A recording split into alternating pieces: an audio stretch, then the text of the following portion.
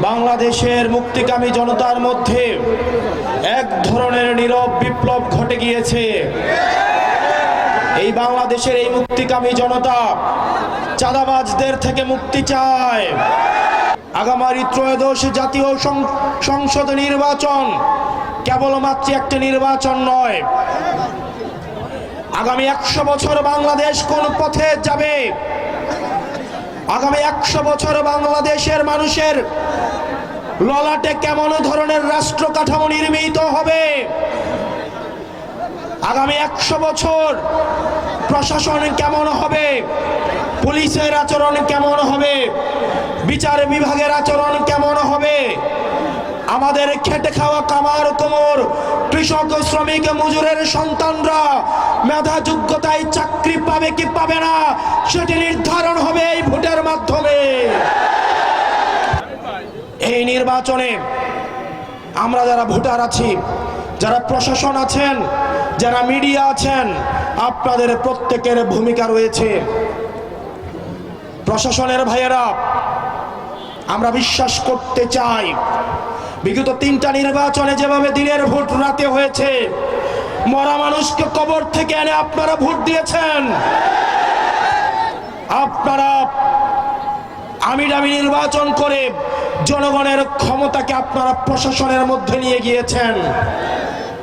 এসপির জন্য বরাদ্দ রাখতে হতো, ওসির জন্য খাম বরাদ্দ রাখতে হতো, এসআইকে টাকা দিতে হতো, কনস্টেবলের বাসায় টাকা চলে যেত হতো নির্বাচনের আগের দিন।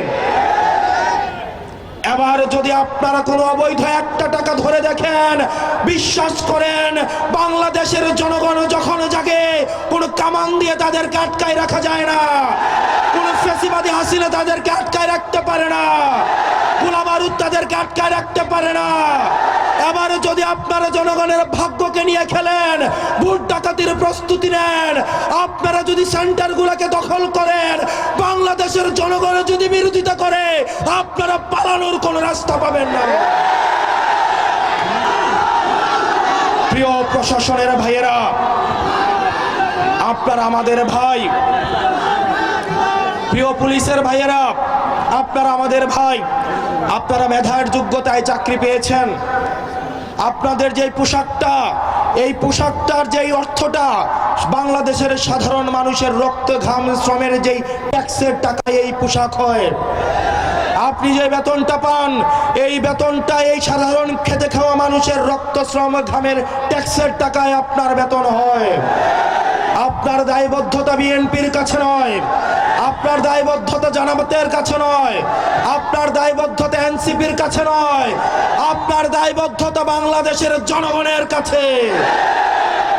আপনারা যদি অর্থের বিনিময়ে আবার ভোট কারচুপি করেন, আজকে পোস্টিং প্রমোশনের জন্য আপনারা নেতাদের বাসায় বাসায় যেতে হয়, রাজনৈতিক দলের কাছে আপনার পোস্টিং প্রমোশনকে বর্গা দেওয়া আছে। আমরা আপনাদের মুক্তি চাই, আমরা আপনাদের মর্যাদা চাই, আমরা আপনাদের স্বাধীনতা চাই। আপনারা শুধুমাত্র বাংলাদেশের জনগণের কাছে জবাবদিহিতা করবেন। আমরা চাই না, পুলিশের ভাইয়েরা, আমরা চাই না বাংলাদেশের মানুষের যে অনাস্থা আপনাদের উপরে তৈরি হয়েছে, আগামী 12 তারিখ এই আস্থা অর্জনের সুযোগ বাংলাদেশের জনতা আবার আপনাদেরকে দিচ্ছে। আপনাদের স্বচ্ছতা নিরপেক্ষতার মধ্য দিয়ে আপনারা স্বচ্ছতার প্রমাণ করুন, বাংলাদেশের জনগণ আপনাদেরকে মাথায় তুলে রাখবে।